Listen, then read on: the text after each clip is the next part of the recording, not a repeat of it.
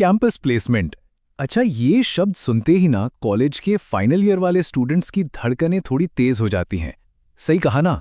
देखिए, ये सफ़र एक्साइटिंग तो बहुत है, पर थोड़ा डरावना भी लगता है। पर कोई बात नहीं, आज हम इस पूरे प्रोसेस को एकदम सिंपल तरीके से समझेंगे। और सच कहूं तो यही होता है।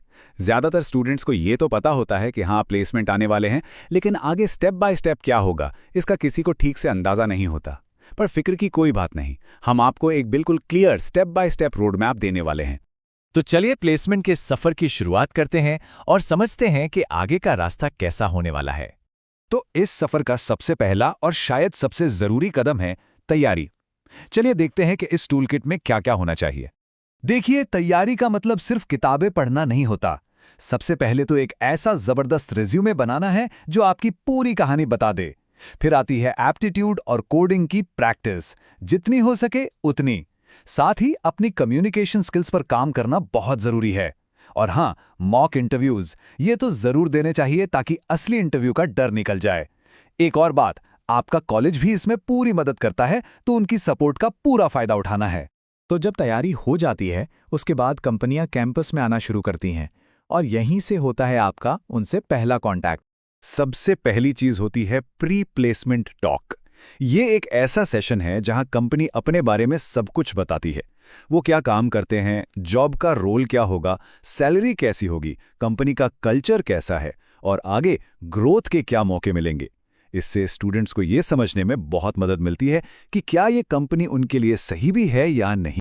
प्री प्लेसमेंट टॉक के ठीक बाद कंपनियां बताती हैं कि कौन कौन अप्लाई कर सकता है। इसमें कुछ क्राइटेरिया होते हैं, जैसे कि कम से कम सीजीपीए यानी ग्रेड्स कितने होने चाहिए, अगर किसी का कोई पेपर क्लियर नहीं है तो वो अप्लाई कर सकता है या नहीं, कौन सी इंजीनियरिंग ब्रांच के स्टूडेंट्स चाहिए और कौन सा ग्रेजुएशन बैच चाहिए। और अब शुरू होता है असली खेल, सिलेक्शन राउंड्स। ये इस पूरे सफर का सबसे चैलेंजिंग हिस्सा होता है।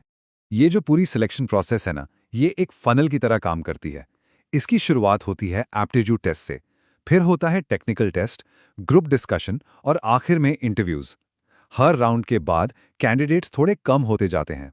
जो पहला राउंड है एप्टीट्यूड टेस्ट, वो एक तरह से पहली बड़ी रुकावट या कह लें कि स्क्रीनिंग राउंड होता है। इसमें आपकी मैथ्स, लॉजिकल रीजनिंग और इंग्लिश की समझ को टेस्ट किया जाता है। कभी कभी इसमें कुछ टेक्निकल सवाल भी डाल दिए जाते हैं। एप्टीट्यूड टेस्ट क्लियर करने के बाद अगला पड़ाव आता है टेक्निकल या कोडिंग टेस्ट का।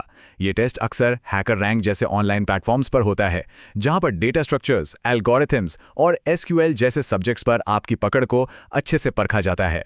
कुछ कंपनियां ग्रुप डिस्कशन यानी जीडी भी कराती हैं।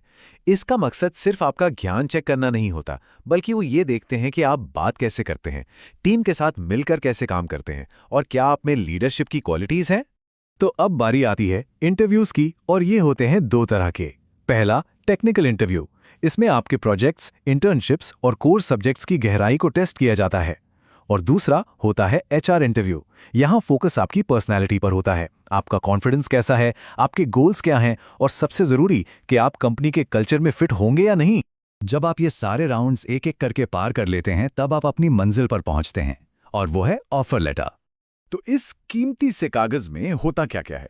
इसमें आपकी फाइनल सैलरी लिखी होती है, आपकी जॉब लोकेशन क्या होगी, आपको ज्वाइन कब करना है, ट्रेनिंग के बारे में जानकारी और सबसे जरूरी आपका रोल और आपकी जिम्मेदारियां क्या होंगी, सब कुछ इसमें होता है। तो सवाल यह है कि आखिर सफलता का मंत्र क्या है? कंपनियां एक कैंडिडेट में क्या ढूंढती हैं? देखिए, मोटी मोटी बात यह है कि कंपनियां एक कैंडिडेट में 4 खास बातें ढूंढती हैं, और यही 4 चीजें असल में कामयाबी की चाबी हैं। वो 4 गुण हैं। पहला, मजबूत टेक्निकल नॉलेज, क्योंकि काम तो आना ही चाहिए। दूसरा, प्रॉब्लम सॉल्विंग की काबिलियत, क्योंकि काम में मुश्किलें तो आती हैं। तीसरा, क्लियर कम्युनिकेशन, ताकि आप अपने आइडियाज को अच्छे से समझा सकें। और चौथा, सीखने का एक पॉजिटिव एटीट्यूड, क्योंकि टेक्नोलॉजी तो हमेशा बदलती रहती है। यही वो चीजें हैं जो आपको भीड़ से अलग बनाती हैं। हमेशा याद रखिए, कामयाबी उन्हीं को मिलती है जो तैयारी करते हैं और लगातार मेहनत करते हैं। यही है असली मंत्र। तो अब सिलेक्शन का पूरा प्रोसेस तो समझ आ गया है, स्टेप बाय स्टेप क्या होता है ये भी क्लियर है।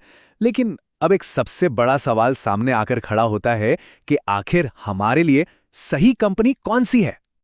इस सवाल पर सोचना बहुत जरूरी है।